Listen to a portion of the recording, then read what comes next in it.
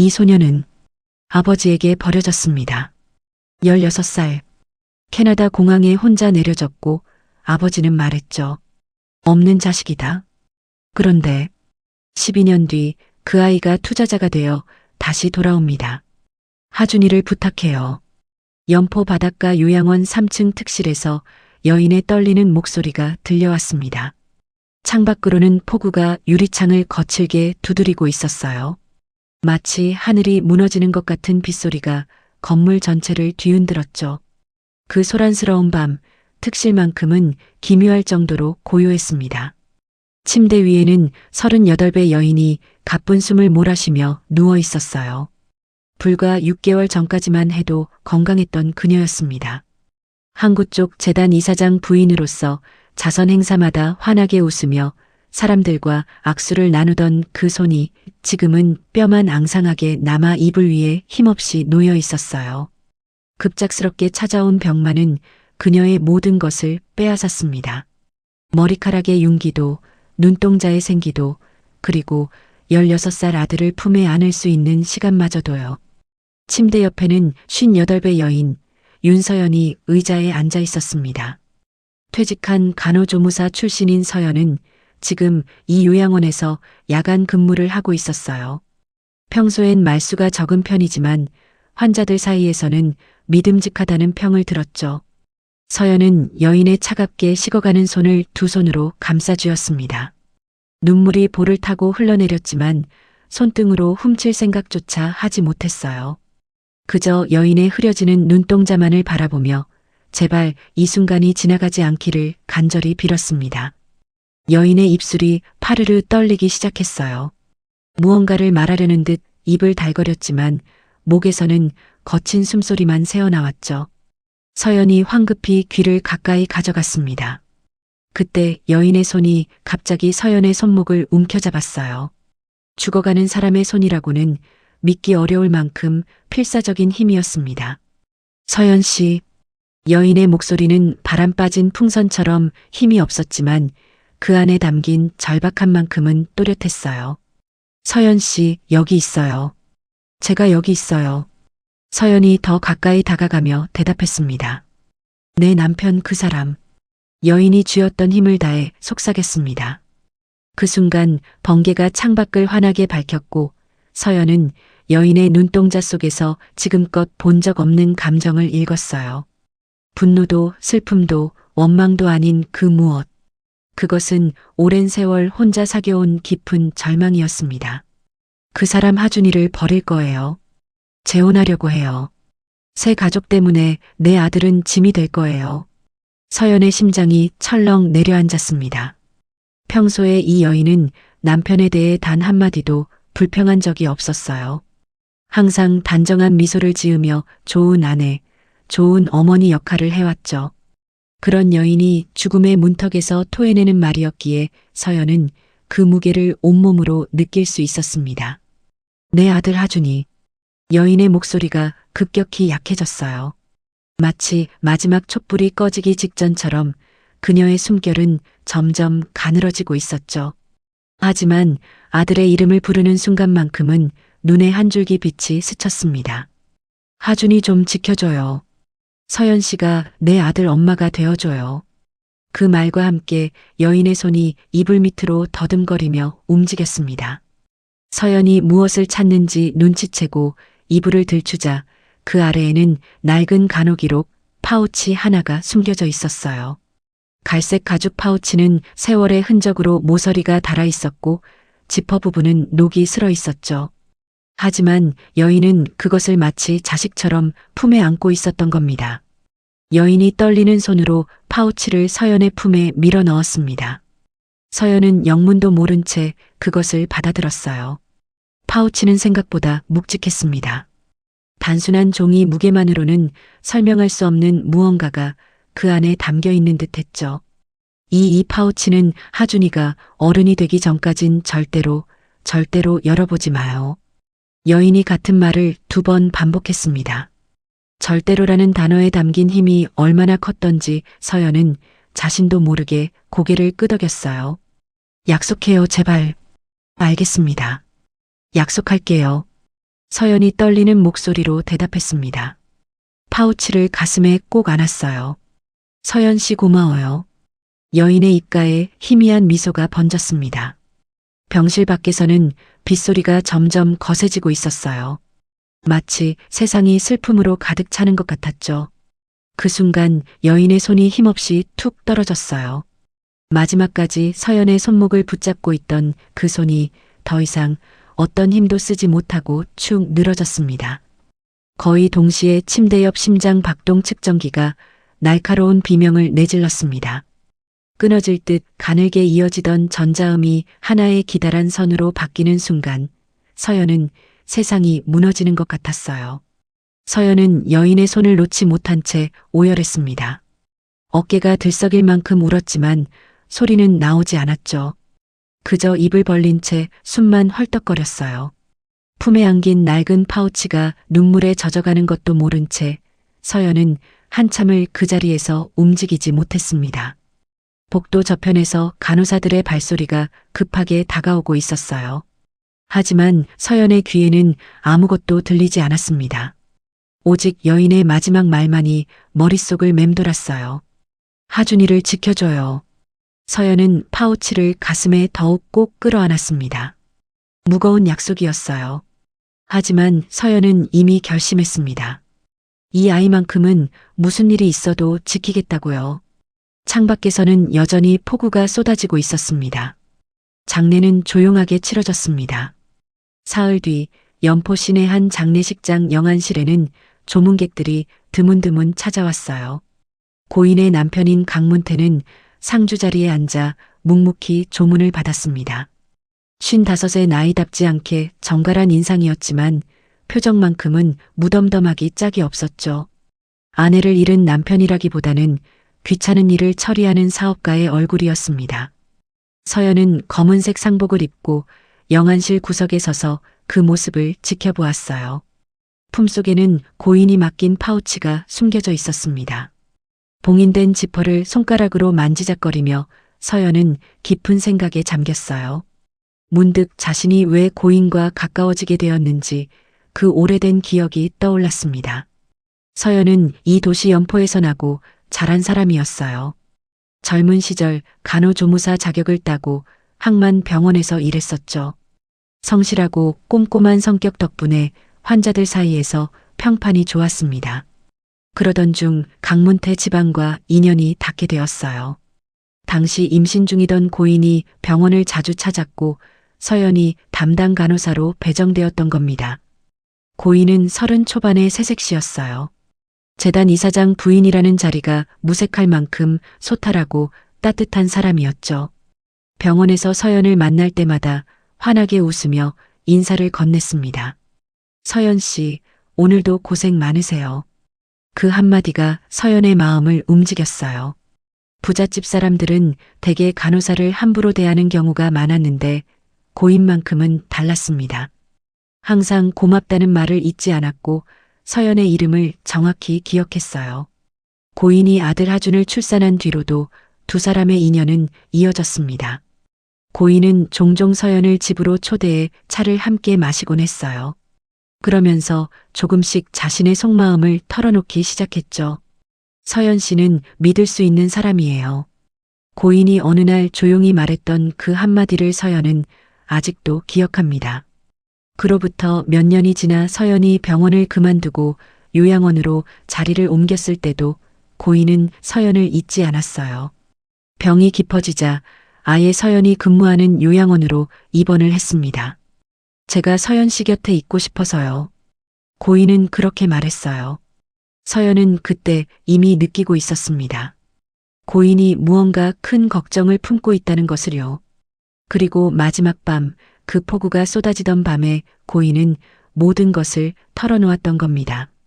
서연은 영안실 구석에서 조문객들을 지켜보았어요. 그 중에서도 유독 눈에 띄는 한 소년이 있었습니다. 16살 하준이었어요. 하준은 영정사진 옆에 꼿꼿이 서서 조문객들에게 인사를 받고 있었습니다. 키가 크고 이목구비가 또렷한 소년이었죠. 어머니를 닮아 눈매가 선했지만 지금은 그 눈이 텅 비어 있었어요. 아버지 문태는 하준을 거들떠보지도 않았습니다. 같은 공간에 있지만 마치 아들이 존재하지 않는 것처럼 행동했어요. 서연은 가슴이 미어지는 것 같았습니다. 고인의 마지막 부탁이 왜 그토록 절박했는지 이제 조금씩 이해가 되기 시작했어요. 그때 복도 끝에서 낯선 여자의 목소리가 들려왔습니다. 여보, 오늘 정말 피곤하네요. 빨리 끝났으면 좋겠어요. 서연의 등골이 서늘해졌습니다. 고인이 돌아가신 지 사흘밖에 안 됐는데 벌써 저런 말을 하다니요. 서연은 품속의 파우치를 더욱 꽉 움켜쥐었습니다. 고인님, 보고 계시죠? 제가 약속 지킬게요. 하준이를 꼭 지킬게요. 서연은 마음속으로 다짐했습니다. 영안실 밖으로 빗방울이 다시 떨어지기 시작했어요. 장례식장의 조문이 끝나갈 무렵 서연은 화장실로 향하던 중 복도 끝에서 익숙한 목소리를 들었습니다. 강문태였어요. 서연은 본능적으로 발걸음을 멈추고 복도 모퉁이에 몸을 숨겼습니다. 문태는 비상구 쪽 구석진 곳에서 전화 통화를 하고 있었어요. 주변에 사람이 없는지 확인하는 듯 두리번거리더니 목소리를 낮춰 말했습니다. 응, 조금만 기다려. 이제 거칠 거 없으니까. 문태의 목소리에는 슬픔의 흔적이라고는 찾아볼 수 없었어요. 오히려 안도하는 듯한 톤이었죠. 서연의 심장이 빠르게 뛰기 시작했습니다. 애 교육 문제도 당신 뜻대로 해. 내가 다 맡길게. 문태가 통화 속 상대방에게 말했어요. 목소리가 묘하게 다정했습니다. 마치 애인에게 하는 것 같은 그런 톤이었죠. 서연은 숨을 죽이고 귀를 기울였습니다. 그래, 알아. 하준이? 그 애는 멀리 보낼 거야. 기숙학교 알아보고 있어. 해외로 보내면 되지. 그럼 우리 편하게 지낼 수 있잖아. 서연의 등골이 서늘해졌습니다. 고인이 돌아가신 지 사흘밖에 안 됐는데 벌써 아들을 버릴 계획을 세우고 있다니요. 문태는 전화를 끊기 전 마지막으로 이렇게 말했어요. 걱정 마. 곧 데려올게. 이제 아무도 우리 막을 사람 없어. 통화가 끊어지고 문태는 휴대폰을 주머니에 넣으며 작게 한숨을 내쉬었습니다. 그러더니 다시 영안실 쪽으로 걸어갔어요. 걸음걸이에는 무게감이 없었습니다. 오히려 가벼워 보였죠. 서연은 복도 모퉁이에 기대어 가슴을 쓸어내렸습니다. 손이 파르르 떨리고 있었어요. 고인의 마지막 말이 번개처럼 뇌리를 스쳤습니다. 내 남편 그 사람은 하준이를 버릴 거예요. 서연은 그제야 그 말의 의미를 온전히 이해했습니다. 고인은 이미 알고 계셨던 거예요. 남편의 배신을, 그리고 자신이 죽은 뒤 벌어질 일들을요. 서연은 품속의 파우치를 꼭 움켜쥐었습니다. 파우치가 심장 박동에 맞춰 함께 뛰는 것만 같았어요. 저 아이를 꼭 지켜야 해. 서연은 이를 악물었습니다. 무슨 일이 있어도 하준을 지키겠다고 마음속으로 다짐했어요. 이틀 뒤 장례가 모두 끝나고 집으로 돌아온 날이었습니다. 강문태의 저택은 연포 바닷가가 내려다 보이는 언덕 위에 자리 잡고 있었어요. 조선소 하청 골목이 훤히 보이는 곳이었죠. 2층짜리 양옥집으로 겉보기엔 품위가 있어 보였지만 안은 텅 빈 느낌이었습니다. 서연은 고인의 유품을 정리하러 집에 들렀어요. 문태가 허락한 덕분이었습니다. 사실 문태는 서연을 그다지 신경 쓰지 않았어요. 그저 요양원 간호사 정도로만 생각했죠. 서연은 고인의 방으로 들어갔습니다. 방문을 열자 고인의 향기가 아직 남아 있었어요. 옷장을 열자 단정하게 정리된 옷가지들이 보였습니다. 서연은 그 옷들을 하나씩 꺼내며 소리 없이 눈물을 흘렸어요. 고인이 즐겨 입던 베이지색 가디건, 봄날 산책할 때 걸치던 얇은 스카프. 그때 복도 끝에서 작은 발소리가 들려왔습니다. 고개를 돌리니 하준이 방문 앞에 서 있었어요. 16살 소녀는 엄마의 방 앞에서 어쩔 줄 몰라 하고 있었습니다. 서연은 조심스럽게 하준에게 다가갔습니다. 아이는 고개를 푹 숙인 채 바닥만 바라보고 있었죠. 작은 어깨가 파들파들 떨리고 있었어요. 하준아. 서연이 낮은 목소리로 불렀습니다. 하준이 천천히 고개를 들었어요. 눈가가 벌겋게 부어 있었고 볼에는 눈물 자국이 선명했죠. 아줌마 엄마 이제 안 와? 하준의 목소리는 겨우 들릴 만큼 작았습니다. 16살 소년이 감당하기엔 너무나 큰 상실이었어요. 나 무서워. 아빠는 나 쳐다보지도 않아. 엄마 없으면 나 어떡해? 하준의 입술이 파르르 떨렸습니다. 서연은 더 이상 참지 못하고 아이를 품에 꼭 안았어요. 키가 제법 큰 소년이었지만 여전히 떨리는 몸은 어린아이 같았습니다. 그 순간 서연의 가슴에서 파우치의 묵직한 촉감이 느껴졌습니다. 마치 고인이 등을 떠미는 것 같았어요. 하준아, 걱정 마. 이 아줌마가 하준이 곁을 절대 안 떠날 거야. 엄마랑 약속했어. 서연은 하준의 등을 쓰다듬으며 또렷한 목소리로 말했습니다. 하준이 서연의 옷자락을 꽉 움켜잡았습니다.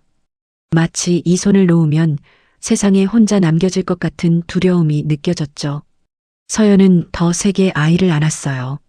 이 아이만큼은 무슨 일이 있어도 지키겠다고 마음속으로 다짐하면서요. 복도 저편에서 현관문 열리는 소리가 들려왔습니다. 누군가 집에 들어오고 있었어요. 서연은 본능적으로 긴장했습니다. 하준을 품에 안은 채 복도를 바라봤어요. 또각또각. 낯선 구두 소리가 복도를 따라 점점 가까워지고 있었습니다. 또각또각. 낯선 여자의 구두 소리가 복도를 따라 점점 가까워졌습니다. 서연은 본능적으로 하준을 자기 뒤로 살짝 숨겼어요. 현관 쪽에서 밝은 웃음소리가 들려왔습니다. 여보, 여기가 우리 집이구나. 생각보다 넓네요.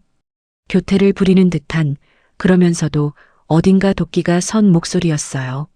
서연과 하준은 고인의 방문 앞에서 숨을 죽이고 있었습니다. 복도 끝에서 한 여자가 모습을 드러냈어요. 40 중반쯤 되어 보이는 여자였습니다. 화려한 붉은색 코트를 입고 높은 구두를 신었죠. 여자의 뒤로는 20살쯤 되어 보이는 젊은 남자가 따라 들어왔습니다. 여자의 아들인 듯 했어요. 반항적인 표정으로 주변을 휘둘러 보더니 코웃음을 쳤습니다. 그 여자가 바로 차미영이었어요. 미영은 복도를 걸으며 집안 이곳저곳을 살폈습니다. 마치 자기 집을 품평하듯이요. 거실의 가구들, 벽에 걸린 그림들, 창밖 전망까지 일일이 훑어보았어요. 그때 미영의 시선이 복도 끝에 서 있는 서연과 하준을 포착했습니다. 어머, 여기 누구세요? 미영이 서연을 향해 걸어왔어요. 입가에는 미소가 걸려 있었지만 눈빛만큼은 차갑게 가라앉아 있었습니다. 저는 요양원에서 고인을 돌봤던 간호사입니다. 유품 정리하러 왔어요. 서연이 침착하게 대답했습니다. 아, 그러세요. 수고 많으셨어요. 미영은 겉으로는 공손하게 말했지만 서연을 위아래로 훑어보는 시선이 불편했어요. 마치 값을 매기듯이요. 그러다 미영의 시선이 서연 뒤에 숨어있는 하준에게 향했습니다. 그리고 너는 하준이구나? 미영이 하준을 보며 입꼬리를 살짝 올렸어요. 하지만 그 미소는 따뜻하지 않았습니다. 오히려 귀찮은 짐을 발견한 사람의 표정에 가까웠죠. 하준은 서연의 옷자락을 더 꽉 붙잡았습니다. 본능적으로 저 여자가 위험하다는 걸 느낀 거예요. 인사 안 해? 이제 나도 이 집 식구인데. 미영이 한 발짝 더 다가왔습니다. 하준은 고개를 푹 숙인 채 대답하지 않았어요. 미영의 얼굴에 짜증이 스쳤습니다. 하지만 곧 다시 억지 미소를 지으며 몸을 돌렸죠. 도훈아, 우리 방 보러 가자. 미영이 자기 아들을 데리고 2층으로 올라갔습니다. 그 뒤를 문태가 따라갔어요. 문태는 서연과 하준을 거들떠보지도 않았습니다. 복도에 남겨진 서연과 하준. 서연은 하준의 어깨를 토닥이며 나지막이 속삭였어요. 괜찮아, 하준아. 내가 있잖아. 하지만 서연의 가슴속에서는 불길한 예감이 커지고 있었습니다. 그날 저녁 저택의 분위기는 완전히 달라졌습니다. 미영이 입성한 뒤로 집안의 규칙이 바뀌기 시작했어요. 저녁 식사 시간이 되자 미영은 거실 소파에 떡하니 앉아 리모컨을 쥐고 텔레비전 채널을 돌렸습니다. 여보, 저녁 언제 먹어요? 배고파요. 미영이 부엌 쪽을 향해 소리쳤어요. 문태가 황급히 주방에서 나와 대답했습니다. 지금 준비하고 있어. 조금만 기다려. 문태는 직접 요리를 하고 있었어요. 고인이 살아계실 때는 상상도 못할 일이었죠. 서연은 하준과 함께 2층 하준의 방에 있었습니다. 하준은 창가에 앉아 멍하니 밖을 바라보고 있었어요. 하준아, 내려가서 저녁 먹어야지. 서연이 조심스럽게 말했습니다. 아줌마, 나 저 사람들이랑 밥 먹기 싫어. 하준이 고개를 저었어요. 목소리가 떨리고 있었습니다. 그래도 밥은 먹어야지. 안 그러면 몸 상해. 서연은 하준의 손을 잡고 1층 식당으로 내려갔습니다. 식탁에는 이미 음식이 차려져 있었어요. 미영은 상석에 앉아 있었고 그 옆에는 아들 도훈이 앉아 있었습니다. 문태는 그 맞은편에 앉았죠. 식탁 한쪽 구석에 하준이 앉을 자리가 있었어요. 가장 구석진 곳이었습니다. 서연이 하준을 그 자리로 안내하고 옆에 함께 앉으려 하자 미영이 날카로운 목소리로 말했습니다. 간호사님은 뭐 하세요? 여기 식구들끼리 식사하는 자리예요. 서연은 잠시 당황했지만 침착하게 대답했어요. 저는 하준이를 돌보러 온 사람입니다. 그래요? 근데 이제 제가 이 집 안주인인데 외부 사람이 끼어 앉으면 안 되죠.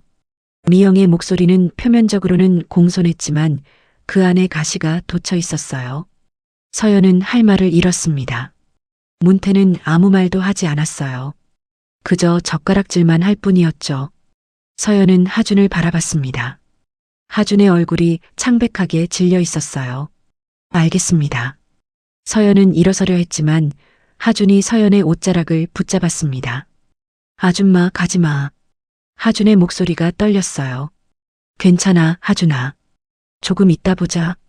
서연은 억지로 미소를 지으며 식당을 나왔습니다.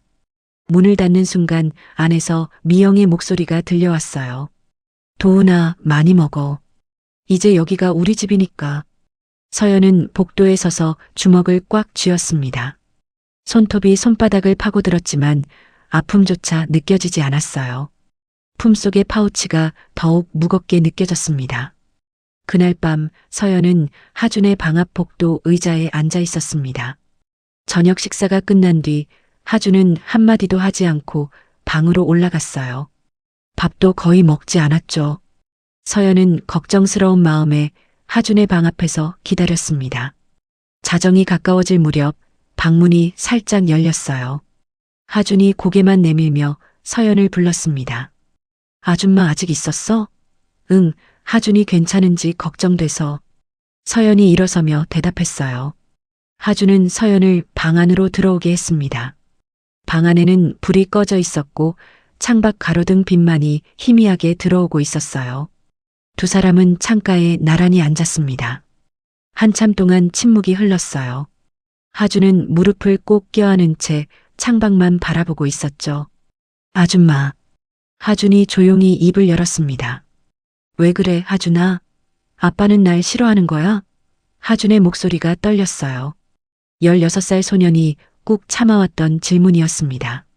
서연은 가슴이 미어지는 것 같았지만 대답을 찾을 수가 없었어요. 거짓말로 위로할 수도 없었고 그렇다고 진실을 말하자니 너무 잔인했습니다. 하준아. 서연은 하준의 어깨를 감싸 안았어요. 아빠가 지금 많이 힘든 시기야. 엄마를 떠나보낸 게 아직 정리가 안 된 거지. 그치만 저 사람들은 아빠랑 웃으면서 이야기하잖아. 나한테만 그래. 하준의 목소리가 점점 작아졌습니다. 저 여자가 온 다음부터 아빠는 나를 안 쳐다봐. 밥 먹을 때도 복도에서 지나칠 때도 내가 투명인간 같아. 하준의 눈에서 눈물이 뚝 떨어졌어요. 참으려 했지만 더 이상 참을 수 없었던 겁니다. 서연은 하준을 꼭 안아주었습니다. 하준아, 잘 들어. 내가 투명인간이 아니야. 너는 존재하는 사람이고 소중한 사람이야. 그렇지만 아빠는 아빠가 지금 너를 못 봐줘도 아줌마는 볼 수 있어. 아줌마가 하준이 옆에 있을게. 서연은 하준의 등을 쓰다듬으며 말을 이었어요. 그게 엄마가 아줌마한테 부탁한 거야. 하준이를 지켜달라고. 아줌마는 그 약속 꼭 지킬 거야. 하준이 서연의 품에서 한참을 울었습니다. 서연은 그저 아이를 안아주는 것밖에 할 수 없었어요. 하지만 그것이 지금 하준에게 필요한 전부였습니다. 창밖으로 바닷바람이 불어왔어요. 연포항구의 불빛들이 어둠 속에서 반짝이고 있었습니다. 다음 날 아침 식탁에서 사건이 터졌습니다. 서연은 하준을 위해 따로 아침을 준비했어요. 하준이 좋아하던 달걀말이와 김 그리고 따뜻한 미역국이었죠. 고인이 하준에게 해주던 메뉴였습니다. 서연은 조심스럽게 접시를 들고 식당으로 들어갔어요. 하준이 구석자리에 앉아 있었습니다. 하준아, 이거 먹어. 서연이 하준 앞에 접시를 놓았습니다. 그 순간 미영이 날카로운 목소리로 소리쳤어요. 뭐 하는 거예요? 미영이 젓가락을 탁 내려놓으며 서연을 쏘아봤습니다. 하준이 아침 식사 준비했습니다. 서연이 침착하게 대답했어요. 제가 뭐라고 했죠? 여기 식구들 식사 시간에 외부인은 끼어들지 말라고요. 미영의 목소리가 점점 높아졌습니다. 저는 하준이를 돌보는 사람입니다. 아이가 밥을 먹어야 하니까. 돌본다고요? 미영이 비웃듯이 말했어요. 여기 이제 제가 안주인인데 제 허락도 없이 마음대로 음식을 해? 누가 시켰어요? 서연은 참으려 했지만 더 이상 참을 수 없었습니다. 고인께서 부탁하셨습니다. 하준이를 돌봐달라고요. 고인이요? 미영이 코웃음을 쳤습니다. 그 사람은 이제 없어요. 여기 주인은 바뀌었다고요. 눈치껏 행동하세요. 미영이 자리에서 일어나 서연에게 다가왔어요. 그리고 서연이 가져온 접시를 냉정하게 밀쳐버렸습니다. 짝! 접시가 바닥에 떨어지며 산산조각이 났어요. 달걀말이와 김이 바닥에 흩어졌습니다. 하준은 의자에서 얼어붙은 듯 움직이지 못했어요. 어디서 주제도 모르고 설치는 거야? 당신이 뭔데 이 집에서 이래라 저래라 해? 미영이 서연을 노려봤습니다. 서연은 바닥에 흩어진 음식을 바라보다가 천천히 고개를 들어 미영을 똑바로 쳐다봤어요. 저는 고인과의 약속을 지키고 있을 뿐입니다. 약속? 미영이 비웃었습니다. 죽은 사람과의 약속이 뭐가 중요해요? 여기는 이제 제 집이에요. 제 규칙대로 돌아가는 거예요. 미영은 서연에게 한 발짝 더 다가섰어요. 그리고 차갑게 말했습니다. 오늘부로 당신은 이 집에 출입 금지예요. 다시는 얼씬도 하지 마세요. 식탁에 앉아있던 문태는 아무 말도 하지 않았습니다. 그저 신문을 보는 척하며 모른 척했어요. 서연은 주먹을 꽉 쥐었습니다. 손톱이 손바닥을 파고들었지만 참았어요. 하준이 자리에서 벌떡 일어났습니다. 아줌마는 잘못 없어요. 하준이 떨리는 목소리로 외쳤습니다. 미영이 하준을 돌아봤어요. 눈빛이 차갑게 가라앉았습니다. 너도 입 닥쳐. 애가 어른 대화에 끼어들어? 하준의 얼굴이 창백해졌어요. 서연은 더 이상 하준이 상처받는 걸 볼 수 없었습니다. 알겠습니다. 나가겠습니다. 서연이 조용히 말했어요. 하지만 눈빛만큼은 흔들리지 않았습니다. 서연은 하준을 돌아봤어요. 하준의 눈에 눈물이 가득 고여 있었습니다. 하준아, 괜찮아. 아줌마는 멀리 안 가. 걱정 마. 서연은 하준에게 작게 속삭이고는 식당을 나왔습니다. 복도로 나온 서연은 잠시 벽에 기대어 숨을 골랐어요. 가슴이 터질 것 같았습니다. 하지만 서연은 알고 있었어요. 이것은 시작에 불과하다는 것을요. 품속의 파우치가 더욱 무겁게 느껴졌습니다. 서연이 집에서 쫓겨난 지 사흘이 지났습니다. 그 사이 서연은 매일 저택 근처를 맴돌았어요. 멀리서나마 하준이 등교하는 모습을 지켜보기 위해서였죠. 하준은 날이 갈수록 말라가는 것 같았습니다. 얼굴은 창백했고 어깨는 축 처져 있었어요. 서연은 가슴이 미어졌지만 함부로 다가갈 수 없었습니다. 미영이 눈을 부라리고 있을 테니까요. 그러던 어느 저녁 서연은 우연히 저택 담장 너머로 들려오는 대화를 듣게 되었습니다. 창문이 열려 있었던 거예요. 거실에서 문태와 미영이 이야기를 나누고 있었습니다. 여보, 솔직히 말할게요. 미영의 목소리였어요. 서연은 본능적으로 담장 그늘에 몸을 숨겼습니다. 하준이 때문에 우리 가족이 편할 수가 없어요. 그 애가 저를 볼 때마다 눈빛이 어떤지 아세요? 원망하는 눈이에요. 미영이 한숨을 쉬는 소리가 들렸습니다. 그리고 도훈이도 불편해해요. 같은 집에 이복 형제가 있는 게 부담스럽대요. 문태는 한동안 말이 없었어요. 하지만 곧 입을 열었습니다. 그럼 어떻게 하면 좋겠어? 미영은 기다렸다는 듯이 대답했어요. 전학을 보내는 게 어때요? 해외 기숙학교요. 요즘 좋은 데 많잖아요. 해외 기숙학교? 문태의 목소리에 망설임이 묻어났습니다. 네. 하준이를 위해서도 좋은 선택이에요. 엄마를 잃은 충격에서 벗어나려면 환경을 완전히 바꾸는 게 필요해요. 새로운 곳에서 새 출발을 하는 거죠. 미영의 말투는 설득력 있게 들렸어요. 마치 정말로 하준을 위하는 것처럼요. 그리고 솔직히 여기 있으면 저랑 하준이가 계속 부딪힐 거예요. 제가 아무리 노력해도 그 애가 마음을 안 열잖아요. 차라리 떨어져 있는 게 서로한테 나아요. 문태가 깊은 한숨을 내쉬었습니다. 당신 말도 일리가 있네. 그럼 알아봐 줄 거예요? 미영의 목소리가 밝아졌어요. 알아보지 뭐. 어차피 하준이도 여기서 힘들어하는 것 같으니까. 고마워요, 여보. 역시 당신은 현명한 분이에요.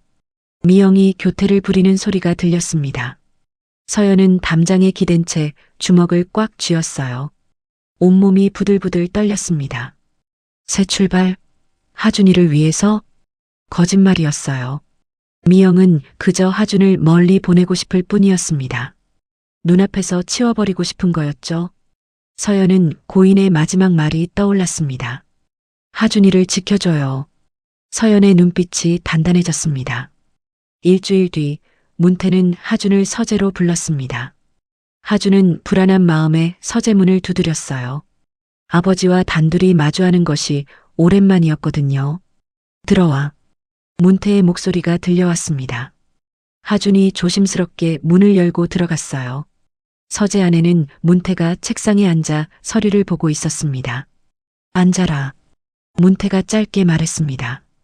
하준을 쳐다보지도 않았죠. 하준이 맞은편 의자에 앉았어요. 심장이 빠르게 뛰었습니다. 하준아, 할 말이 있다. 문태가 서류를 접으며 하준을 바라봤습니다. 하지만 그 눈에는 아버지의 따뜻함이라고는 찾아볼 수 없었어요. 마치 사업상 통보를 하듯 차갑고 건조한 눈빛이었죠. 다음 달에 캐나다로 떠나거라. 하준의 얼굴이 순간 굳어졌습니다. 무슨 말인지 이해가 되지 않는 듯 했어요. 네, 캐나다요? 그래. 거기 좋은 기숙학교가 있더라. 거기서 공부하는 게 좋겠다. 문태의 말투는 통보하듯 단호했습니다. 하준의 의견을 물어볼 생각 따위는 처음부터 없었던 거죠. 하준의 눈에 눈물이 차오르기 시작했습니다. 작은 입술이 파르르 떨렸어요. 아빠, 저 캐나다 안 갈래요. 여기 있을래요. 안 되겠다. 이미 결정된 거야. 싫어요. 저 여기서 살 거예요. 엄마 묻힌 데 근처에 있을 거예요. 하준이 울음을 터뜨렸습니다. 소파에서 벌떡 일어나 문태에게 달려들었어요. 아버지의 책상을 붙잡고 매달렸죠. 아빠, 잘못했어요. 제가 뭘 잘못했는지 모르겠지만 잘못했어요. 앞으로 착하게 할게요. 말 잘 들을게요. 제발 안 보내주세요. 하준의 울음소리가 서재 전체에 울려 퍼졌습니다. 문태는 하준을 내려다봤어요. 표정에는 동요가 없었습니다. 하준아, 떼쓰지 마라. 문태의 목소리는 여전히 차가웠어요. 하준의 울음에 마음이 흔들리는 기색이 전혀 없었죠. 아빠, 제발이요. 저 혼자 보내지 마세요. 무서워요. 내가 무서워할 거 없다. 좋은 학교로 보내줄 테니까. 문태는 하준의 손을 냉정하게 떼어냈습니다. 아이가 바닥에 주저앉았지만 눈길 한 번 주지 않았어요. 이것도 다 너를 위한 거다. 새로운 환경에서 새 출발을 하는 게 좋아. 문태는 그 말만 남기고 서재를 나가버렸습니다. 하준은 바닥에 쓰러진 채 오열했어요. 아빠, 아빠. 하준이 아버지를 부르며 울부짖었지만 문태는 뒤도 돌아보지 않았습니다. 복도 끝에서 미영의 모습이 얼핏 보였어요. 미영은 그 광경을 보며 입꼬리를 올렸습니다. 승리의 미소였죠. 그날 밤 서연은 하준에게서 급한 문자를 받았습니다. 아줌마 도와줘요. 나 캐나다로 보내진대요. 서연은 핸드폰을 쥔 손이 떨렸어요. 예감했던 일이 현실이 된 겁니다. 서연은 곧장 저택으로 향했습니다. 늦은 밤이었지만 서연은 담장을 타고 너머 하준의 창문을 두드렸어요. 2층 하준의 방 창문이 열렸고 하준이 눈물 범벅이 된 얼굴로 서연을 내려다봤습니다. 아줌마. 하준이 작은 목소리로 외쳤어요. 잠깐만 기다려. 올라갈게. 서연은 배수관을 타고 2층까지 올라갔습니다. 예전에 간호사 일을 하면서 몸을 쓰는 일에 익숙해져 있었거든요. 하준의 방 안으로 들어가자 하준이 서연의 품에 와락 안겼습니다. 아줌마, 나 혼자 가기 싫어요. 말도 안 통하는 나라에서 나 어떻게 살아요? 하준이 서연의 옷을 붙잡고 흐느꼈습니다. 서연은 하준의 등을 쓰다듬으며 생각했어요. 고인과의 약속, 하준을 지켜야 한다는 마음, 그리고 지금 이 순간 내려야 할 결정. 서연의 눈빛이 단단해졌습니다. 하준아, 잘 들어. 서연이 하준의 어깨를 잡고 똑바로 마주봤어요. 아줌마가 같이 갈게. 하준의 눈이 커졌습니다. 정말이요? 응. 너 혼자 안 보내. 아줌마가 끝까지 함께 할 거야.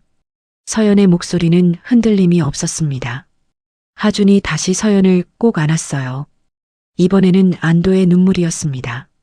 고마워요, 아줌마. 정말 고마워요. 서연은 하준을 안은 채 창밖을 바라봤습니다. 연포항구의 불빛들이 멀리 보였어요. 서연은 품속의 파우치를 만졌습니다. 고인과의 약속을 지키기 위해 서연은 모든 것을 버릴 준비가 되어 있었습니다. 이틀 뒤 서연은 문태의 서재를 찾아갔습니다. 서재문을 두드리자 안에서 귀찮다는 듯한 목소리가 들려왔어요. 누구야? 저 윤서연입니다. 문이 열렸어요. 문태는 의아한 표정으로 서연을 쳐다봤습니다. 무슨 일이요?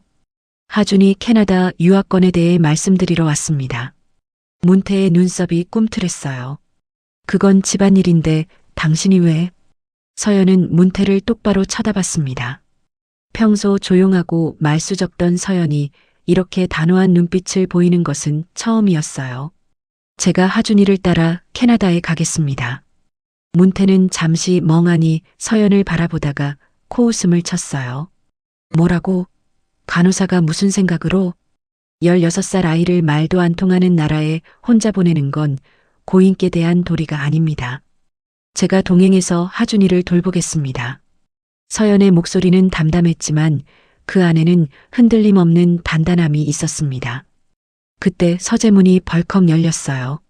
어머, 무슨 재미있는 얘기가 오가길래? 미영이었습니다. 미영은 서연을 위아래로 훑어보며 비죽 웃었어요. 아, 우리 요양원 간호사님이시구나.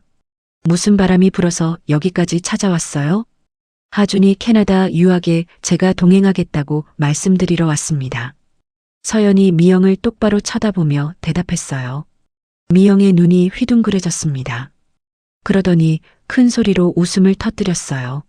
어머 어머, 귀가 잘못됐나? 간호사가 유학을 따라간다고? 미영은 배를 잡고 웃었어요. 마치 세상에서 제일 우스운 농담을 들은 것처럼요. 아, 그래서 사사건건 토를 달았구나. 똑똑한 분이라서 그랬어. 미영이 서연에게 한 발짝 다가왔습니다. 눈빛이 날카롭게 변해 있었어요. 솔직히 말해봐요. 퇴직금이라도 두둑하게 챙겨달라는 수작이지? 캐나다까지 따라가겠다고 생쇼를 해서 돈을 뜯어내려는 거 아니에요? 서연은 미영의 조롱에도 표정 하나 변하지 않았습니다. 오히려 더욱 또렷한 목소리로 대답했어요. 퇴직금도 권리도 다 포기하겠습니다. 미영의 웃음이 뚝 멈췄어요. 문태도 놀란 표정으로 서연을 쳐다봤죠. 한국에서의 제 삶을 모두 지울 테니 그저 하준이 곁에서 밥 해줄 사람으로만 데려가 주십시오. 짐이 되지 않겠습니다. 돈도 필요 없고 아무것도 바라지 않습니다. 그저 하준이를 돌볼 수 있게만 해주세요. 서재 안에 잠시 침묵이 흘렀어요. 미영의 얼굴에서 비웃음이 사라지고 계산하는 듯한 표정이 스쳤습니다. 미영은 빠르게 머리를 굴렸어요. 이 간호사가 하준과 함께 캐나다로 떠나겠다고? 그것도 아무 데가 없이? 이보다 좋은 일이 어디 있겠어요? 눈의 가시 두 개가 한꺼번에 사라지는 거잖아요. 미영이 문태에게 눈짓을 보냈습니다. 문태도 같은 생각을 하는 듯 했어요. 하준이 혼자 가면 나중에 뭔가 문제가 생길 수도 있지만 간호사가 따라가서 돌본다면 그 책임도 면할 수 있었죠. 문태가 천천히 입을 열었습니다. 좋아. 서연의 심장이 멈추는 것 같았어요. 내 발로 나가는 거니 나중에 딴소리 말라. 문태가 서랍에서 서류를 꺼내며 차갑게 말했습니다. 가서 죽든 살든 그건 내 알 바 아니고 대신 조건이 있어. 말씀하세요. 다시는 내 눈앞에 나타나지 마라. 하준이도 마찬가지야. 그 애는 이제 없는 자식이다. 서연의 손이 떨렸어요. 아버지가 친아들을 두고 없는 자식이라니. 하지만 지금은 분노를 드러낼 때가 아니었습니다. 알겠습니다. 서연은 이를 악물고 고개를 숙였어요. 문태가 서류에 휘갈겨 서명을 했습니다. 탁 하고 펜을 내려놓는 소리가 서재에 울렸어요. 당장 나가. 서연은 서류를 받아들고 서재를 나왔습니다. 문이 닫히는 순간 뒤에서 미영의 키득거리는 웃음소리가 들려왔어요. 복도로 나온 서연은 잠시 벽에 기대어 숨을 골랐습니다. 다리가 후들거렸어요. 비록 쫓겨가는 길이지만 하준을 지킬 기회를 얻은 거예요. 서연은 품속의 파우치를 만졌습니다. 고인님, 저 이제 가요. 하준이 데리고 멀리 가요. 서연은 마음속으로 속삭였습니다.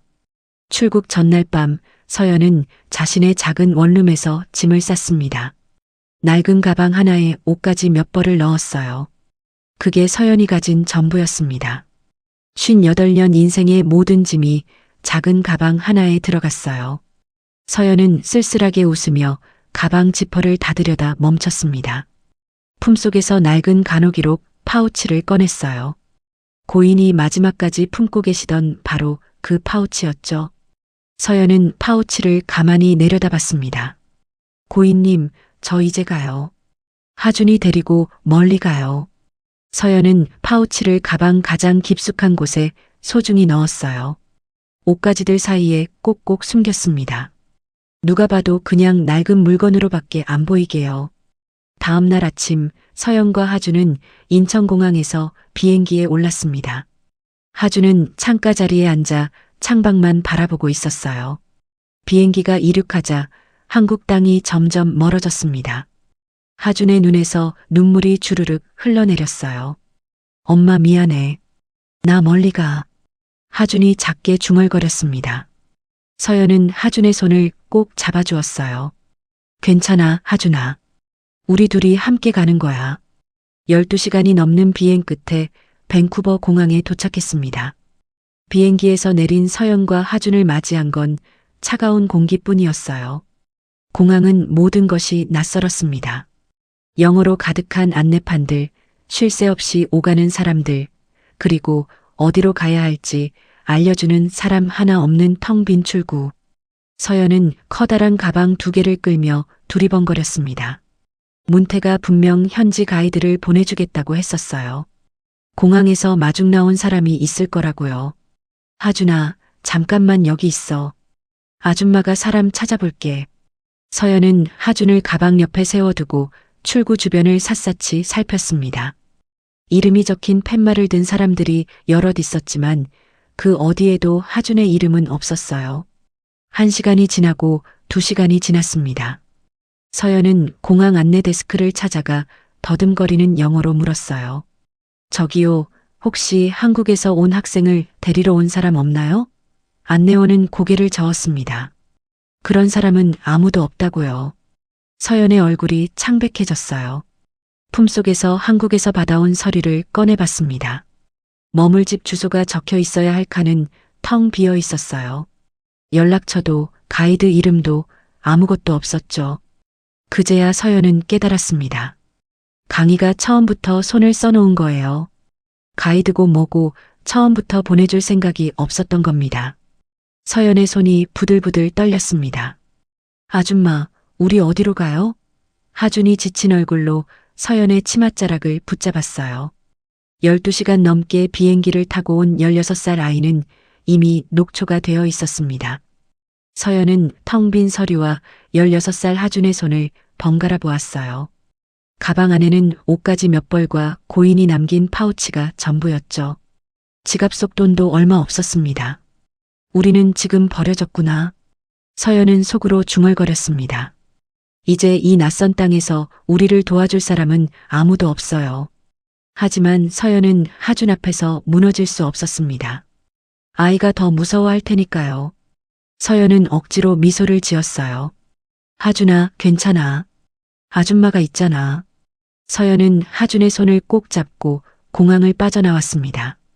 어디로 가야 할지 몰랐지만 일단 한국 사람들이 모여 사는 곳을 찾아야 했어요. 공항 택시 기사에게 더듬거리는 영어로 물었습니다. 코리안타운?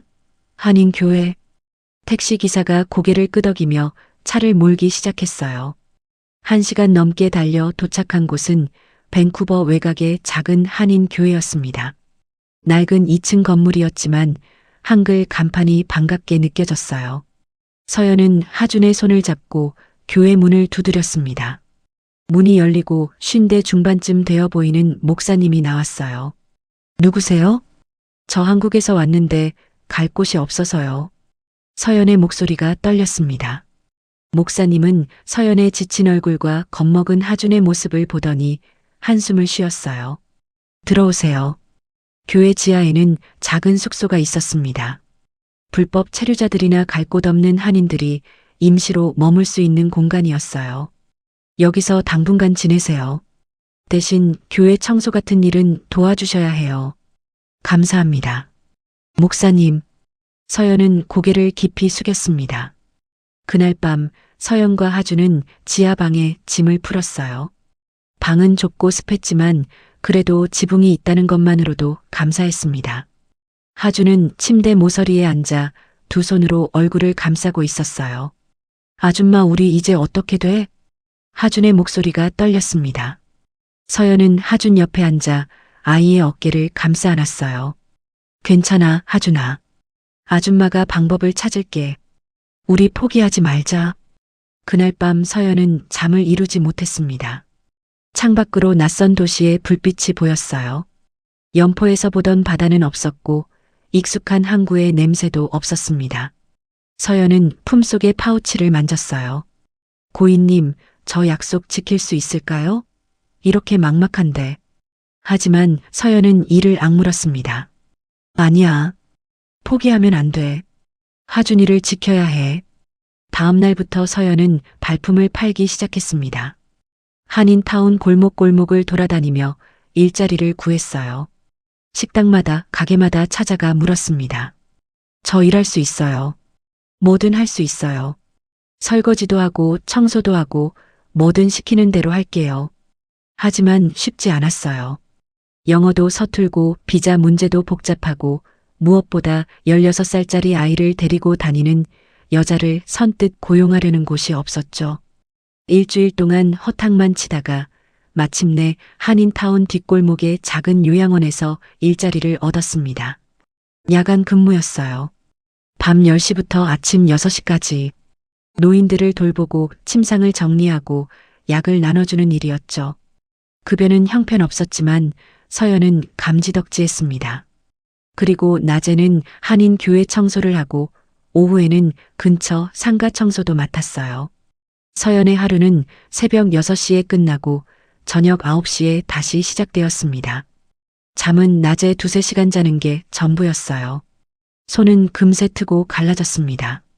하지만 서연은 멈추지 않았어요. 하준이만큼은 제대로 먹이고 제대로 공부시켜야 했으니까요. 서연은 밤마다 하준을 보며 다짐했습니다. 조금만 참아, 하준아. 아줌마가 꼭 너를 일으켜 세울게. 창밖으로 밴쿠버의 밤바람이 불어왔습니다. 한 달이 지났습니다. 서연의 하루는 전쟁 같았어요. 새벽 6시에 야간 근무를 마치고 교회 지하방으로 돌아오면 하준은 막 잠에서 깨어나는 중이었습니다. 아줌마 왔어? 하준이 비몽사몽 눈을 비비며 일어났어요. 응, 하준아. 아침 먹자. 서연은 전날 밤 요양원에서 몰래 싸온 빵과 우유를 식탁에 올려놓았습니다. 요양원 주방장이 눈 감아준 덕분이었어요. 하준이 빵을 먹는 동안 서연은 부엌 한 구석에 쓰러지듯 앉았습니다. 눈을 감자 곧바로 잠이 쏟아졌어요. 하지만 2시간 뒤면 다시 일어나야 했습니다. 오전 9시부터 한인 교회 청소를 해야 했거든요. 서연은 물걸레질을 하고 화장실을 닦고 예배당 의자를 정리했어요. 허리가 끊어질 듯 아팠지만 이를 악물고 버텼습니다. 점심때가 되면 교회에서 무료 급식을 나눠줬어요. 서연은 그것을 하준에게 가져다 주었습니다. 하준아, 이거 먹어. 아줌마는 요양원에서 먹었어. 거짓말이었어요. 서연은 아침 빵 한 조각이 전부였습니다. 하지만 하준이 배불리 먹는 모습을 보는 것만으로도 배가 차는 것 같았어요. 오후가 되면 서연은 한인타운 상가 청소를 했습니다. 식당 주방을 닦고 가게 바닥을 쓸고 쓰레기를 분리수거했어요. 저녁 6시쯤 되면 서연은 다시 교회 지하방으로 돌아왔습니다. 그리고 잠깐 눈을 붙였죠. 2시간 정도요. 밤 9시가 되면 다시 요양원으로 출근했습니다. 그렇게 다음날 새벽 6시까지 일했어요. 서연의 손은 갈라지고 터졌습니다. 허리는 늘 뻐근했고 다리는 부어올랐어요. 거울을 보면 눈밑이 시커멓게 그늘져 있었습니다. 하지만 서연은 멈추지 않았어요. 이 모든 것은 하준을 위한 것이었으니까요.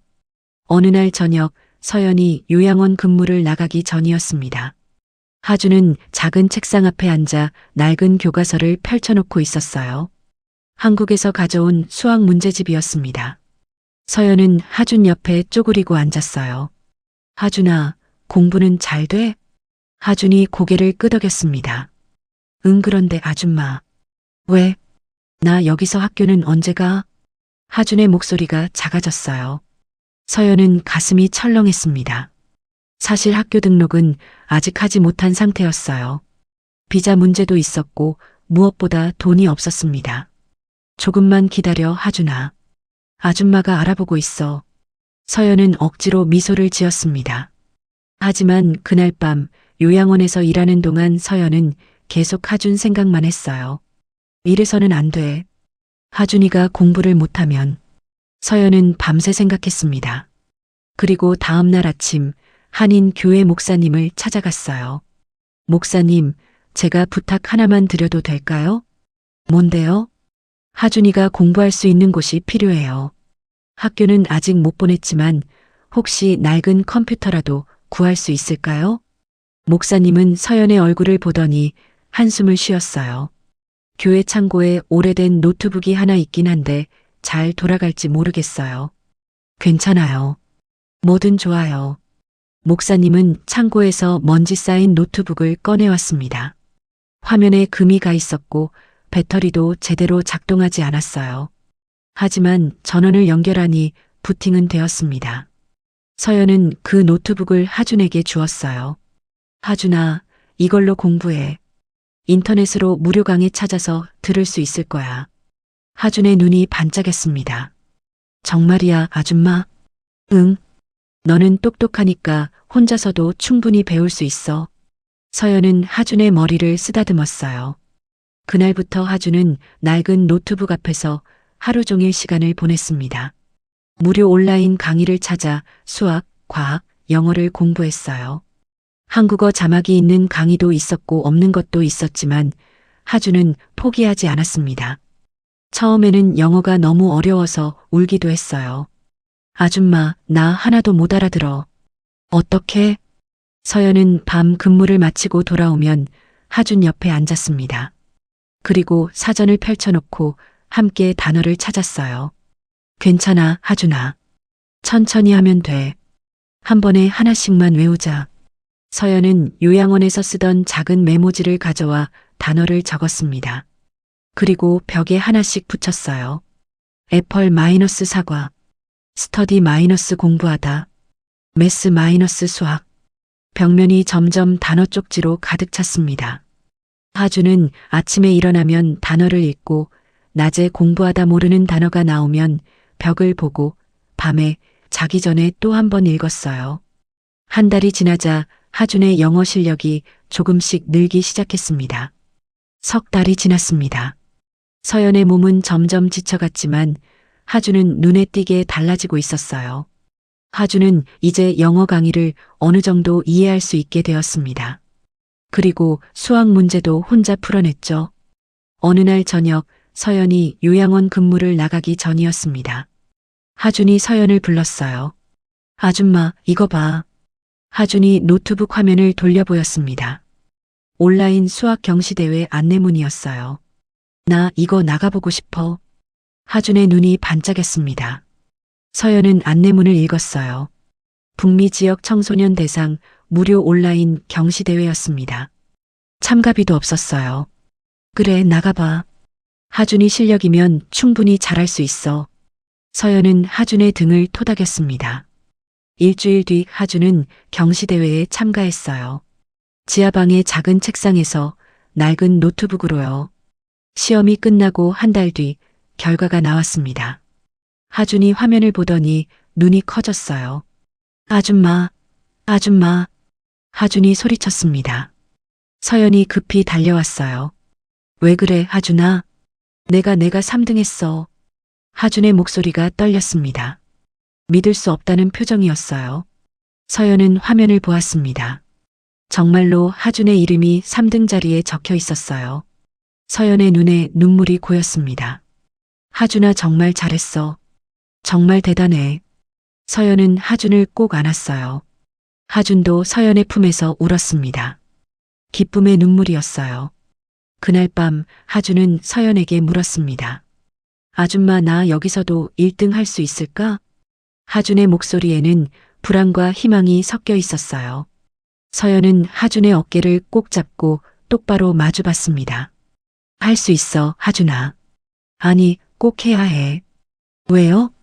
서연의 눈빛이 단단해졌습니다. 공부만이 우리가 다시 일어설 수 있는 길이야. 하준이 머리가 하준이를 구할 거야. 지금은 아무것도 없지만 실력만 있으면 세상 어디서든 살아갈 수 있어. 서연은 하준의 손을 꼭 잡았어요. 그러니까 절대 포기하지 마. 아무리 힘들어도 공부는 놓지 마. 그게 우리가 다시 연포로 돌아갈 수 있는 유일한 방법이야. 하준이 고개를 끄덕였습니다. 알았어, 아줌마. 나 열심히 할게. 꼭 1등 할게. 서연은 하준을 안아주었어요. 그날 밤 서연은 요양원 근무를 하면서도 계속 미소가 지어졌습니다. 손은 갈라지고 허리는 아팠지만 마음만큼은 따뜻했어요. 하준이가 빛을 찾기 시작했으니까요. 창밖으로 밴쿠버의 밤하늘이 보였습니다. 별들이 반짝이고 있었어요. 서연은 품속의 파우치를 만졌습니다. 고인님, 보고 계시죠? 하준이가 이렇게 훌륭하게 자라고 있어요. 서연은 마음속으로 고인에게 보고했습니다. 1년이 흘렀습니다. 하준은 이제 17이 되었어요. 키도 훌쩍 자라 서연보다 한 뼘은 더 컸습니다.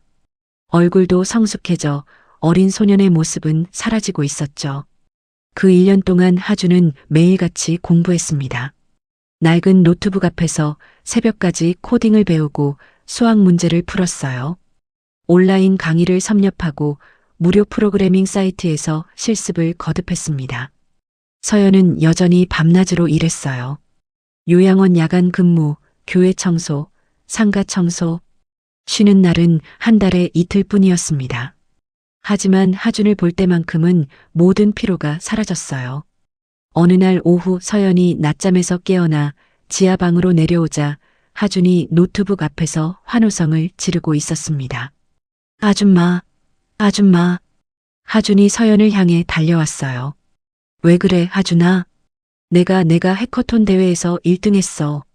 하준이 노트북 화면을 돌려 보였습니다. 북미 청소년 코딩 해커톤 결과 발표였어요.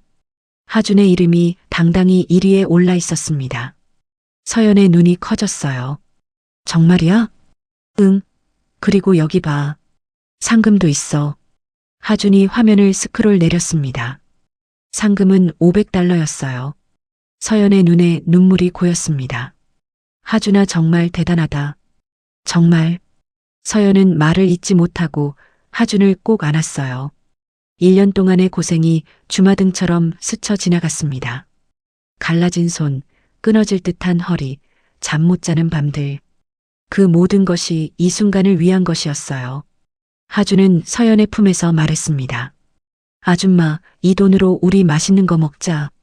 아줌마 먹고 싶은 거 사줄게. 서연은 고개를 저었어요. 아니야, 하준아. 이 돈은 내가 공부하는 데 써야 해. 더 좋은 강의를 들을 수도 있고, 책도 살 수 있고. 그치만 아줌마는. 하준아, 아줌마는 괜찮아. 내가 잘 되는 게 아줌마한테는 제일 좋은 거야. 서연은 하준의 머리를 쓰다듬었어요. 그날 밤 서연이 요양원 근무를 하는 동안 이메일이 하나 도착했습니다. 하준의 메일함으로 온 이메일이었어요. 발신자는 밴쿠버 공가대학교 컴퓨터과학과 교수였습니다. 다음 날 아침 서연이 근무를 마치고 돌아왔을 때 하준은 아직 잠들어 있었어요.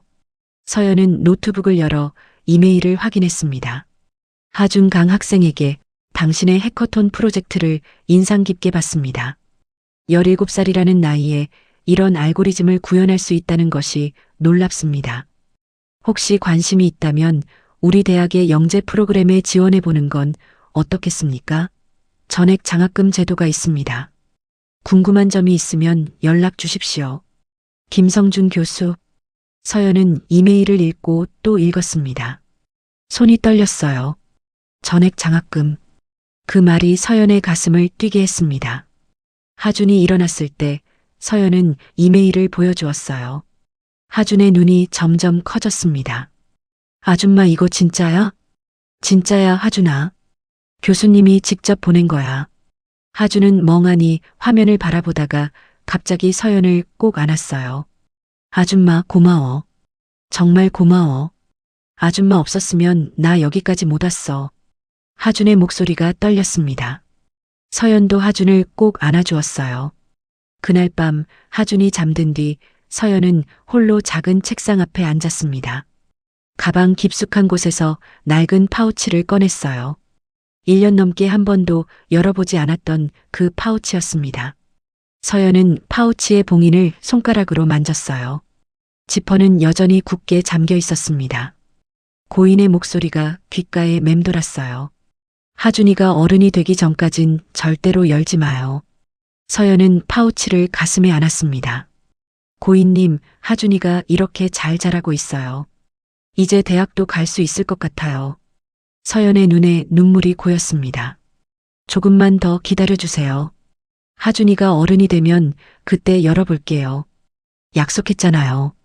서연은 파우치를 다시 가방 깊숙한 곳에 넣었어요. 그리고 봉인을 다시 한번 확인했습니다. 창밖으로 밴쿠버의 밤바람이 불어왔어요. 서연은 창밖을 바라보며 중얼거렸습니다. 조금만 더 버티자.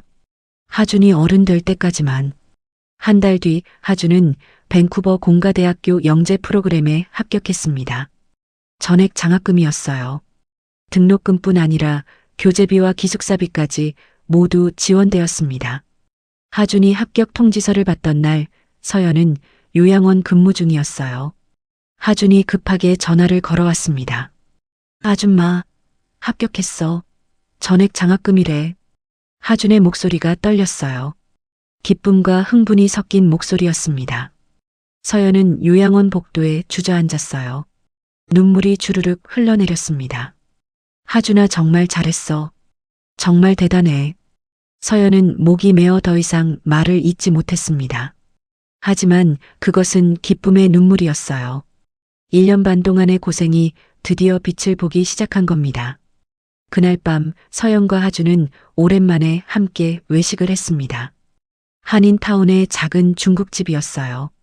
짜장면 2그릇을 시켰습니다. 하준은 짜장면을 먹으면서도 계속 웃고 있었어요. 아줌마, 나 이제 대학생이야. 믿어줘? 서연도 웃으며 대답했습니다. 당연하지. 우리 하준이 실력이면 당연한 거야. 하준이 젓가락을 내려놓고 서연을 바라봤어요. 아줌마, 내가 잘 되면 아줌마 일 그만두게 해줄게. 아줌마가 편하게 살 수 있게 할 거야. 하준의 목소리는 진지했습니다.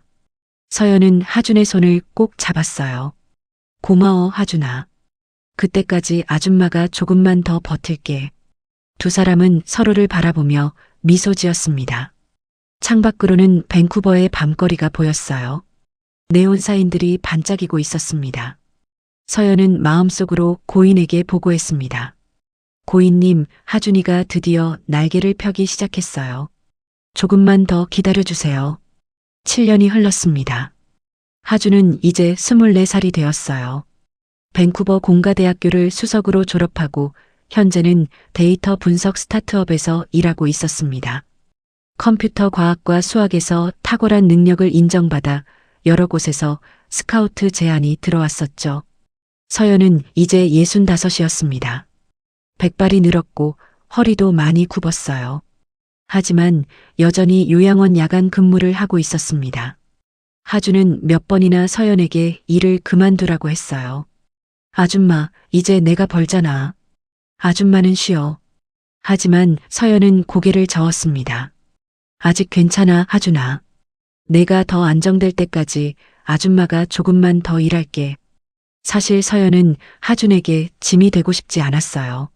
하준이 자기 미래를 위해 돈을 모아야 한다고 생각했죠. 어느 날 오후 하준은 회사에서 집으로 돌아오는 길에 우편함을 열었습니다. 그 안에 낡은 봉투 하나가 들어 있었어요. 한국에서 온 편지였습니다. 하준은 봉투를 들고 집 안으로 들어왔어요. 서연은 낮잠을 자고 있었습니다. 하준은 조심스럽게 봉투를 뜯었어요. 안에는 짧은 편지 한 장이 들어 있었습니다. 강하준 학생에게 연포의 소식을 전합니다. 귀하에 붙인 강문태 씨께서 최근 건강이 좋지 않으십니다. 그러나 가족 측에서는 귀하와의 연락을 원치 않는다는 입장입니다. 더 이상 연포에 관심을 두지 말아주시기 바랍니다. 강문태 법률 대리인. 하준은 편지를 읽으며 손이 떨렸습니다. 7년 동안 한국에서는 아무런 연락이 없었어요. 하준은 이미 버려진 아들이라는 것을 알고 있었습니다. 그래서 연락하지도 않았죠.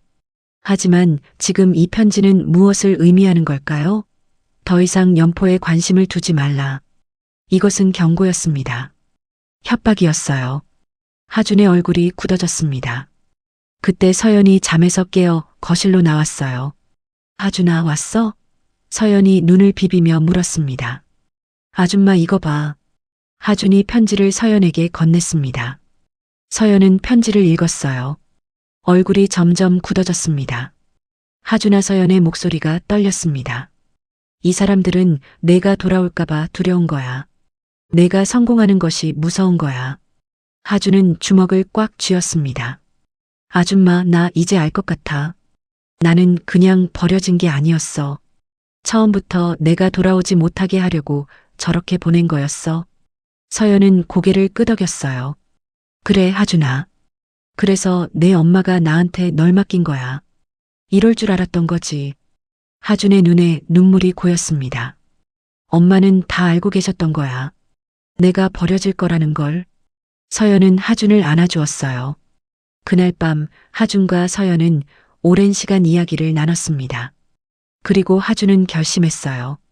아줌마, 나 이제 알아야 할 것 같아. 뭘? 엄마가 남긴 그 파우치. 이제 열어봐도 되지 않을까?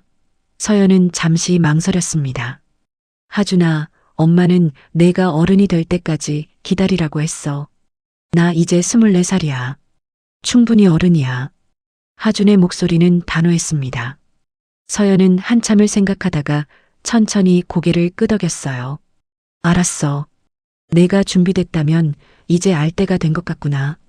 그날 밤 서연은 가방 깊숙한 곳에서 낡은 파우치를 꺼냈습니다. 7년 넘게 한 번도 열지 않았던 그 파우치였어요. 봉인은 여전히 굳게 잠겨 있었습니다. 서연과 하준은 작은 식탁에 마주 앉았어요. 하준아, 이제 열어볼게. 내 엄마가 뭘 남기셨는지. 서연은 떨리는 손으로 파우치의 지퍼를 열었습니다. 안에서 여러 가지 서류들이 나왔어요. 그리고 작은 USB 칩 하나, 그리고 접힌 편지가 들어 있었습니다. 서연이 먼저 편지를 펼쳤어요. 하준의 어머니 필체였습니다. 하준아, 이 편지를 읽고 있다면 내가 어른이 됐다는 뜻이겠지.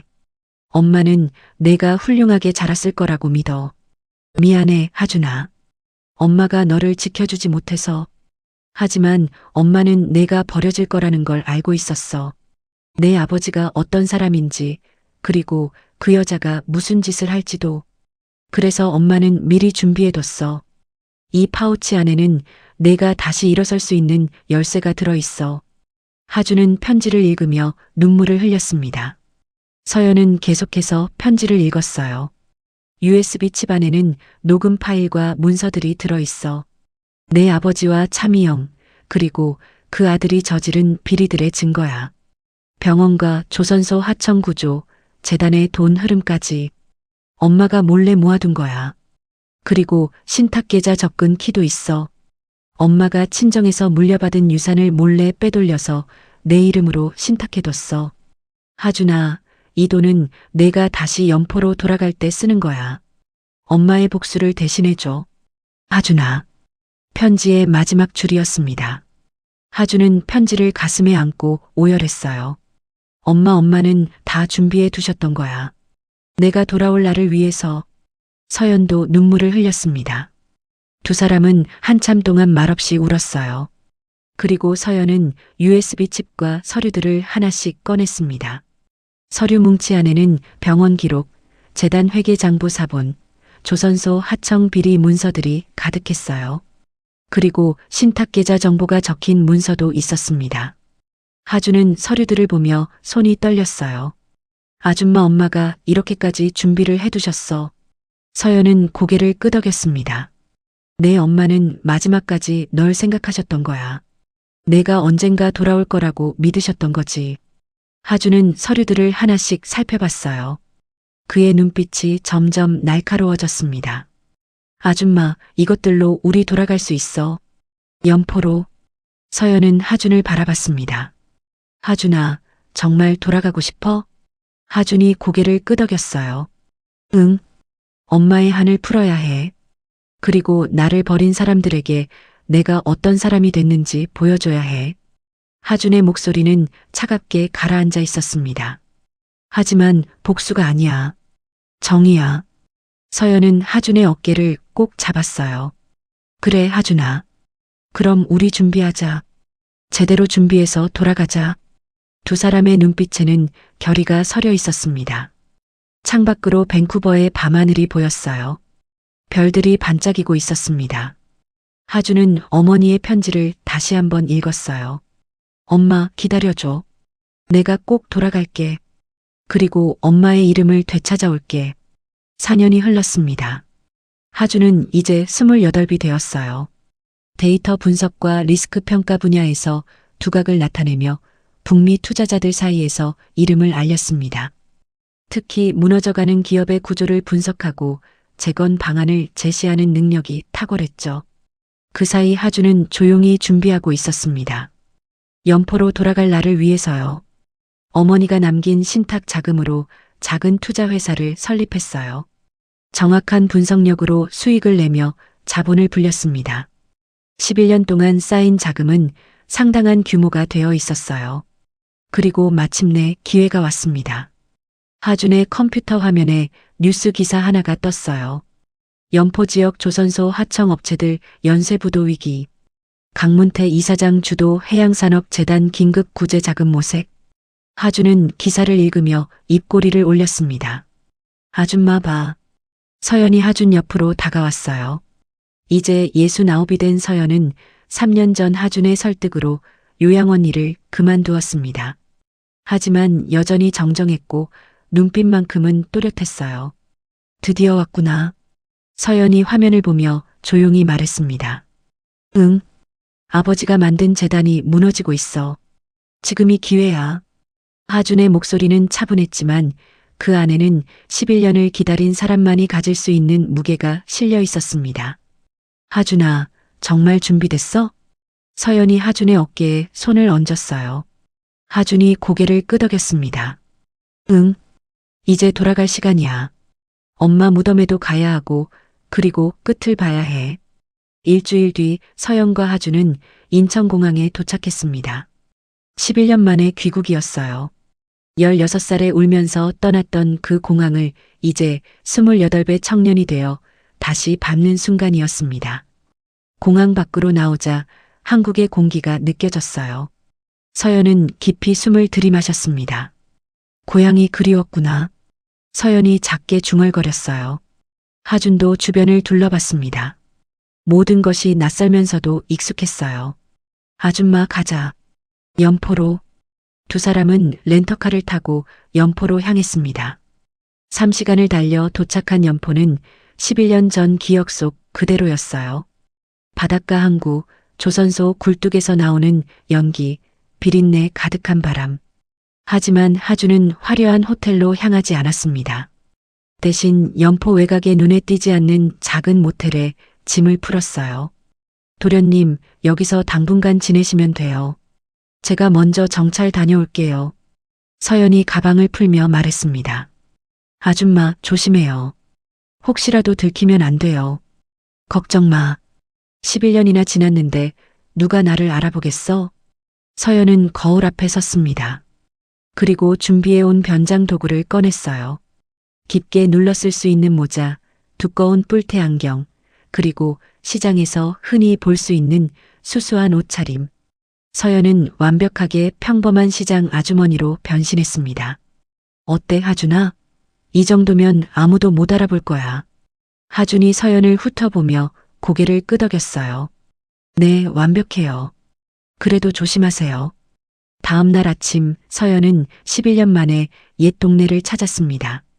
심장이 두근거렸어요.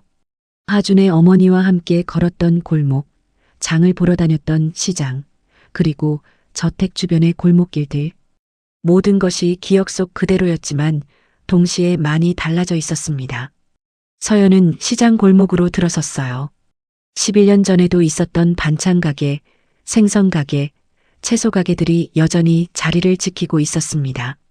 서연은 일부러 천천히 걸으며 상인들에게 말을 걸었어요. 아이고, 여기 시장 참 좋네요. 저 처음 와보는데 이 동네 오래 사셨어요? 생선 가게 아주머니가 생선 비늘을 털며 대답했습니다. 어머, 손님이 동네 처음이세요? 저는 여기서 20년 넘게 장사했어요. 아이고, 그러시구나. 저기 큰 저택 있잖아요. 언덕 위에 있는 집. 거기 사시는 분들도 여기서 장 보시나요? 서연이 넌지시 물었어요. 생선 가게 아주머니의 표정이 묘하게 변했습니다. 아유, 그 집이요. 옛날에는 참 좋은 분이 살았는데 지금은 글쎄요. 좋은 분이요? 예전 사모님 말이에요. 정말 인자하신 분이셨어요. 시장에 오시면 항상 웃으면서 인사하시고 명절 때는 일꾼들한테 용돈도 챙겨주시고. 근데 그분이 일찍 돌아가셨잖아요. 서연은 가슴이 저려왔지만 표정을 감췄어요. 그럼 지금은요? 지금 안주인이요? 휴, 말도 마세요. 코빼기도 안 비쳐요. 그리고 그 집안이 요즘 완전 망해가고 있대요. 망해가요? 예, 재단이 빚더미래요. 조선소 하청들이 줄줄이 망하면서 같이 무너지고 있대요. 옛날 회장님이 새 마누라한테 홀려서 집안을 말아먹었다니까요. 서연은 고개를 끄덕이며 정보를 머릿속에 새겼습니다. 다음으로 서연은 예전에 하준 어머니의 언니 오은경을 찾아갔어요. 은경은 연포 시내에 작은 한의원을 운영하고 있었습니다. 서연이 한의원 문을 열고 들어가자 50대 중반의 여자가 카운터에 앉아 있었어요. 어서 오세요. 은경이 고개를 들어 서연을 보았습니다. 저기 혹시 오은경 선생님이신가요? 네, 그런데요. 서연은 조심스럽게 모자를 벗었습니다. 저 윤서연입니다. 기억하세요? 은경의 눈이 커졌어요. 잠시 서연을 뚫어지게 쳐다보더니 입을 막았습니다. 서연 씨, 정말 서연 씨예요? 네. 두 사람은 한의원 안쪽 진료실로 들어갔어요. 은경이 문을 닫고 서연을 꼭 껴안았습니다. 서연 씨, 어떻게 된 거예요? 11년 전에 하준이랑 갑자기 사라지더니 은경의 목소리가 떨렸어요. 죄송해요. 연락 못 드려서 그냥 멀리 가야 했어요. 하준이는요? 그 아이는 괜찮아요? 서연은 고개를 끄덕였습니다. 네. 하준이는 잘 자랐어요. 이제 훌륭한 어른이 됐어요. 은경의 눈에 눈물이 고였습니다. 다행이다, 정말 다행이에요. 제 동생이 그렇게 걱정했는데. 은경 선생님, 하나만 물어봐도 될까요? 뭐든 물어보세요. 제 동생이 돌아가시기 전에 뭔가 준비하고 계셨나요? 서류 같은 거요. 은경은 잠시 망설이다가 고개를 끄덕였어요. 네. 동생이 돌아가시기 석 달 전쯤에 저한테 USB 하나를 맡겼어요. 절대 열어보지 말라고 하면서요. 그 USB 지금도 가지고 계세요? 네. 집에 보관하고 있어요. 서연의 눈빛이 반짝였습니다. 선생님, 그걸 저한테 주실 수 있을까요? 하준이가 이제 돌아왔어요. 진실을 밝힐 때가 됐어요. 은경은 서연을 오래 바라보다가 천천히 고개를 끄덕였습니다. 알겠어요. 제 동생이 그렇게 바랐을 거예요. 오늘 저녁에 가져다 드릴게요. 그날 밤 은경은 USB를 서연에게 건넸습니다. 서연은 그것을 품에 소중히 넣었어요.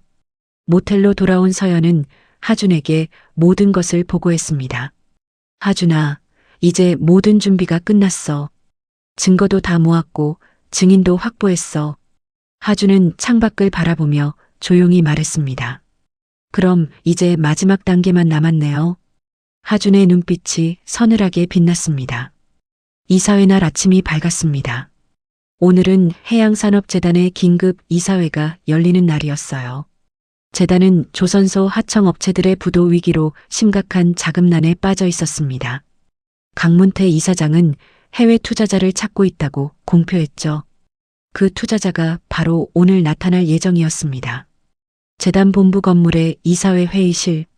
그곳은 이른 아침부터 팽팽한 긴장감으로 가득 차 있었어요. 기다란 회의 테이블 주변으로 이사들이 앉아 있었습니다. 모두의 표정이 굳어 있었어요. 속닥속닥 작은 목소리로 대화를 나누는 사람들도 있었지만 대부분은 입을 굳게 다문 채 시계만 쳐다보고 있었습니다. 강문태는 테이블 상석에 앉아 창백한 얼굴로 문 쪽만 바라보고 있었어요. 11년 전보다 훨씬 늙어 보였습니다. 머리카락은 하얗게 새었고 눈 밑에는 깊은 그늘이 드리워져 있었죠. 차미영은 문태 옆에 앉아 연신 립스틱을 고쳐 바르고 있었습니다. 표면적으로는 여유로운 표정이었어요. 여보, 왜 그렇게 긴장해요? 투자자가 오겠다고 했잖아요. 오늘 계약만 하면 우리 살았어요.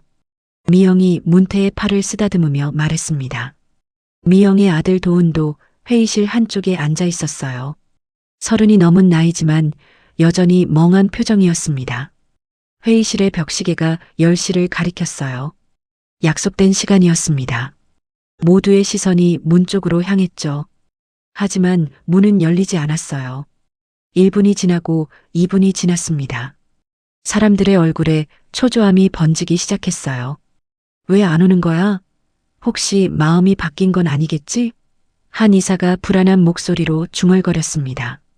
문태의 얼굴이 더욱 창백해졌어요. 바로 그때 회의실 문이 열렸습니다. 모두의 고개가 일제히 돌아갔어요. 문 앞에 두 사람의 실루엣이 보였습니다. 먼저 들어선 사람은 훤칠한 키에 넓은 어깨를 가진 청년이었어요. 검은색 정장을 완벽하게 차려입은 그는 압도적인 아우라를 풍기고 있었습니다. 날카로운 눈빛, 단정하게 넘긴 머리카락. 그 뒤로 한 여인이 따라 들어왔어요. 단정한 정장 차림에 날카로운 눈빛. 나이가 들었지만 꼿꼿한 자세로 당당히 걸어 들어왔습니다. 회의실 안에 잠시 침묵이 흘렀어요. 사람들은 저 두 사람이 누군지 알 수 없다는 표정이었죠.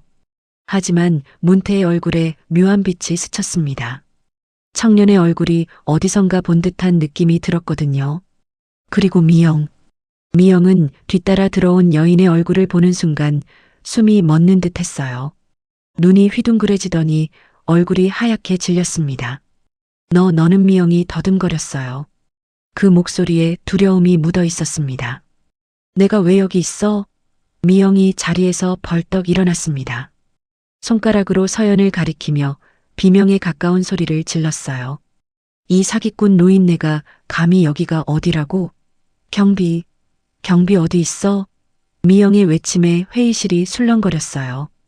이사들은 무슨 상황인지 파악하지 못한 채 두리번거렸습니다. 하지만 서연은 눈 하나 깜짝하지 않았어요. 오히려 입꼬리를 올리며 미영을 똑바로 쳐다봤습니다. 차미영 씨, 오랜만이네요. 11년 만이죠. 서연의 목소리는 차분했지만 그 안에는 날이 서 있었어요. 문태가 혼란스러운 표정으로 서연과 하준을 번갈아 봤습니다. 그때 하준이 천천히 입을 열었어요. 오래 기다리셨죠, 회장님? 하준의 목소리가 회의실에 울려 퍼졌습니다. 나지막하지만 힘이 실린 목소리였어요.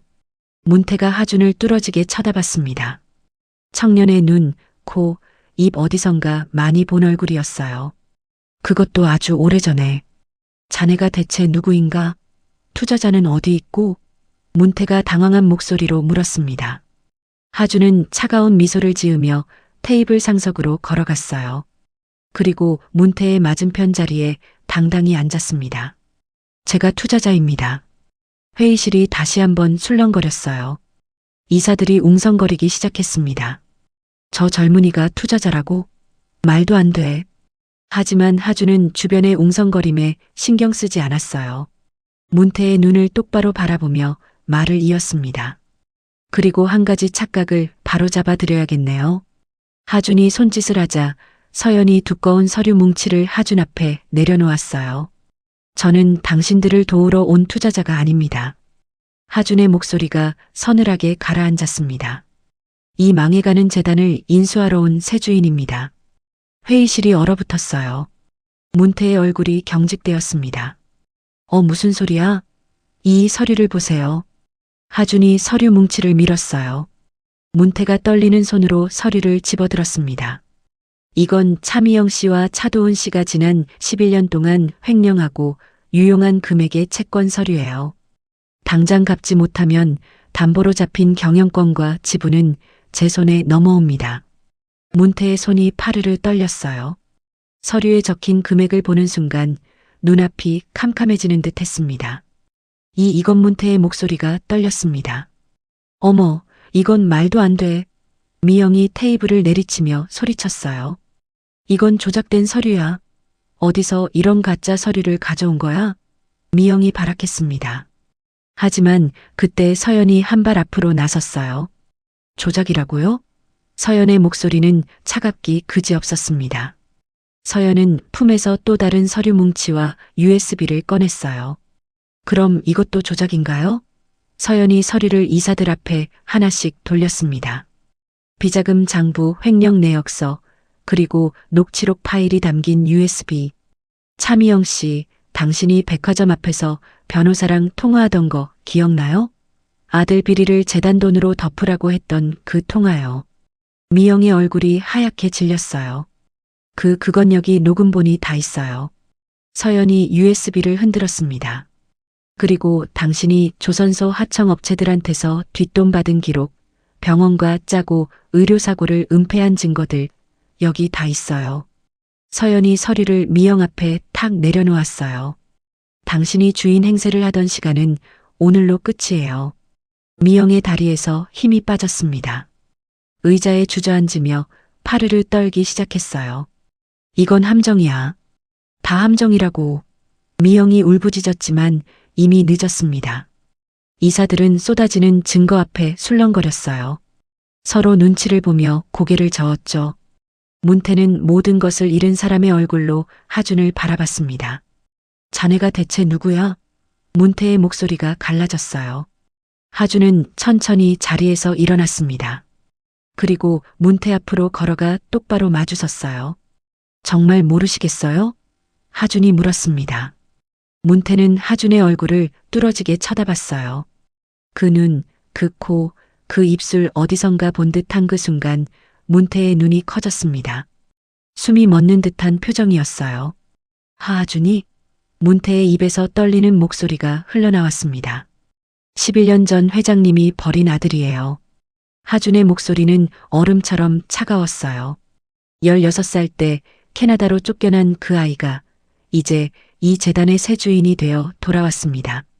문태의 얼굴이 일그러졌어요. 다리에 힘이 풀려 의자에 주저앉았습니다. 하준아 하준아. 문태가 아들의 이름을 부르짖었지만 하준은 한 발짝도 다가가지 않았어요. 당신들이 저를 버리고 얻은 이 모든 것은 오늘부로 제 손에 넘어왔습니다. 하준의 선언이 회의실을 울렸습니다. 미영은 바닥에 주저앉은 채 벌벌 떨고 있었어요.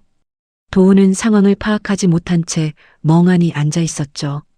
그때 회의실 문이 다시 열렸습니다. 검은 정장을 입은 사람들이 우르르 들어왔어요. 검찰 관계자들이었습니다. 차미영 씨, 차도은 씨, 횡령 및 배임 혐의로 긴급 체포합니다. 검찰 관계자가 영장을 내밀었습니다. 미영의 얼굴이 더욱 창백해졌어요. 뭐라고? 이게 무슨 짓이야? 미영이 비명을 질렀습니다. 하지만 검찰 관계자들은 아랑곳하지 않고 미영에게 다가갔어요. 이거 손대지 마. 미영이 발버둥쳤지만 그녀의 손목에 차가운 수갑이 채워졌습니다. 철컥. 내가 누군지 알아? 내가 이 재단 이사장 부인이야. 미영이 미친 듯이 발악했습니다. 얼굴이 일그러지고 목소리는 금이 가득 갈라졌어요.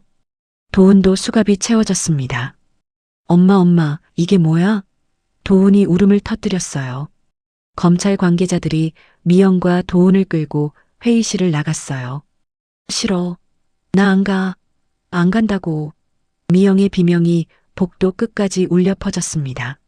하지만 그 소리는 점점 멀어져 갔고 마침내 회의실에는 고요함만이 남았어요. 문태는 의자에 주저앉은 채 멍하니 앞을 바라보고 있었습니다. 하준은 문태를 내려다봤어요. 문태가 떨리는 몸을 일으켜 하준에게 다가갔습니다. 그리고 아들의 팔을 붙잡으며 매달렸어요. 하준아, 정말 살아있었구나. 아비가 잘못했다. 그 여자한테 속아서 너를 버렸어. 제발 용서해다오. 문태가 하준의 손을 붙잡으려 했어요. 하지만 하준은 한 발 뒤로 물러섰습니다. 내가 돌아왔으니 이제 됐다. 우리 다시 시작하자. 응? 문태가 애원했어요. 눈물이 주름진 볼을 타고 흘러내렸습니다. 하지만 하준의 표정은 차갑게 굳어 있었어요. 착각하지 마세요. 하준의 목소리는 얼음처럼 차가웠습니다. 당신이 버린 아들은 11년 전에 이미 죽었어요. 그 차가운 공항에서 혼자 울던 16살 아이는 그날 밤 죽었어요. 문태의 얼굴이 일그러졌어요. 지금 당신 앞에 서 있는 건 당신의 아들이 아니에요. 당신의 잘못을 심판하러 온 사람일 뿐이에요. 하준은 서연을 돌아봤습니다. 아줌마 가요. 하준과 서연은 회의실 문을 열고 걸어나갔습니다. 문이 닫히고 문태의 통곡 소리만이 텅 빈 회의실에 울려 퍼졌어요. 석 달이 지났습니다. 하준은 해양산업재단의 새 이사장이 되었어요. 하지만 그가 한 일은 재단을 그대로 운영하는 것이 아니었습니다. 재단의 구조를 완전히 바꿨어요. 조선소 하청 비리를 정리하고 투명한 돈의 흐름을 만들었습니다. 그리고 피해자들을 위한 지원 시스템을 구축했죠. 가장 중요한 것은 재단의 이름을 바꾼 것이었습니다. 연포 돌봄 기금. 하준은 어머니의 뜻을 담아 지역 돌봄 사업을 중심으로 재단을 재편했어요. 요양시설, 의료 지원, 그리고 청소년 교육 프로그램까지. 어느 날 오후 하준은 재단의 모든 직원들을 모았습니다. 넓은 강당에 100여 명의 직원들이 모여 있었어요. 하준이 단상 위로 올라섰습니다. 오늘 여러분을 모신 것은 중요한 분을 소개해드리기 위해서입니다. 하준의 목소리가 강당에 울려 퍼졌어요. 제가 오늘의 자리에 오기까지 저를 사지에서 구하고 오늘날의 저를 만들어주신 분이 계십니다. 하준이 손을 들어 옆을 가리켰어요. 사람들의 시선이 그쪽으로 향했습니다. 거기에는 단정한 한복을 입은 서연이 서 있었어요. 윤서연 선생님, 이분은 저의 어머니이시자 앞으로 우리 재단의 명예 이사장이십니다. 사람들 사이에서 박수가 터져 나왔습니다. 하준이 말을 이었어요. 11년 전 16살의 나는 이 도시에서 쫓겨났습니다. 아버지에게 버림받고 낯선 땅으로 떠나야 했죠. 하준의 목소리가 잠시 떨렸습니다. 그때 저를 따라 나선 분이 바로 이분입니다. 부엌에서 설거지를 하시면서도 저를 학교에 보내주셨고 밤을 새워가며 저에게 공부를 가르쳐 주셨어요. 하준은 서연을 바라봤어요. 이분이 계시지 않았다면 오늘의 저는 존재하지 않았을 겁니다. 피가 아니라 끝까지 지킨 마음이 저를 키웠습니다. 강당이 조용해졌어요. 사람들은 숙연한 표정으로 하준과 서연을 바라봤습니다. 하준이 단상에서 내려와 서연에게 다가갔어요. 그리고 서연의 손을 잡았습니다. 어머니, 이제 편히 쉬세요. 제가 지킬게요. 서연의 눈에 눈물이 고였습니다. 하준아, 정말 훌륭하게 자랐구나. 서연은 하준을 꼭 안아주었어요. 강당에 다시 박수가 울려 퍼졌습니다. 그날 저녁 하준과 서연은 어머니의 묘소를 찾았습니다. 11년 만의 방문이었어요. 묘소는 깨끗하게 정돈되어 있었습니다. 하준이 가져온 백합꽃을 묘비 앞에 올려놓았어요. 엄마, 하준의 목소리가 떨렸습니다. 돌아왔어요. 엄마가 기다리던 그날이 왔어요. 서연도 무릎을 꿇고 묘비 앞에 앉았어요. 고인님, 약속 지켰어요. 하준이를 끝까지 지켰어요. 그리고 하준이가 이렇게 훌륭한 어른이 됐어요. 서연의 목소리도 떨렸습니다. 두 사람은 한참 동안 묘소 앞에 앉아 있었어요. 바람이 불어와 백합꽃잎을 흔들었습니다. 마치 어머니가 그들에게 답하는 것 같았어요. 해가 저물어 가고 있었습니다. 연포 바다 위로 노을이 붉게 물들고 있었어요. 하준은 서연을 돌아봤습니다. 아줌마, 아니 어머니. 하준이 처음으로 서연을 어머니라고 불렀어요. 이제 행복하세요? 서연은 하준을 바라봤습니다. 헌칠하게 자란 청년의 모습이 눈에 들어왔어요. 그래, 하준아. 이제야 비로소 모든 것이 제자리를 찾았구나. 서연은 하준의 손을 꼭 잡았어요. 두 사람의 눈시울이 붉어졌습니다. 고마워요, 어머니. 11년 동안 저를 지켜줘서 나야말로 고맙지. 내가 이렇게 훌륭하게 자라줘서. 두 사람은 서로를 바라보며 미소 지었어요. 묘소 뒤편으로 연포 바다가 보였습니다. 오후의 햇살이 바다를 비추고 있었어요. 조선소의 굴뚝에서 나오는 연기, 항구의 정박한 배들, 그리고 멀리 보이는 언덕 위의 저택. 모든 것이 제자리를 찾았습니다. 하준과 서연은 천천히 묘소를 떠났어요. 손을 맞잡고 언덕 아래로 걸어 내려갔습니다. 그들의 뒷모습을 석양이 따뜻하게 비추고 있었어요. 11년 동안의 긴 여정이 드디어 끝났습니다. 그리고 새로운 시작이 열리고 있었어요.